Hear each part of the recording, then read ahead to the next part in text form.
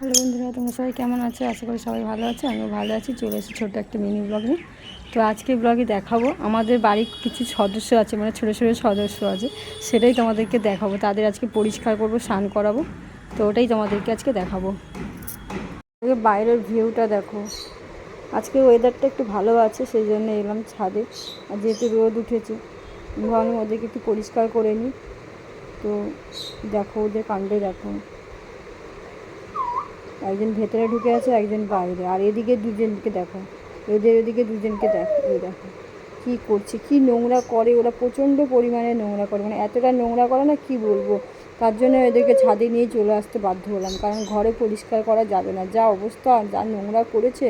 তো এইসবগুলো নিয়ে ঘরে পরিষ্কার করা যায় না। তার মধ্যে আমার ছেলে ঘুমাচ্ছে, তো ওদেরকে নিয়ে যদি আমি পরিষ্কার করি আর দেখতে হবে না।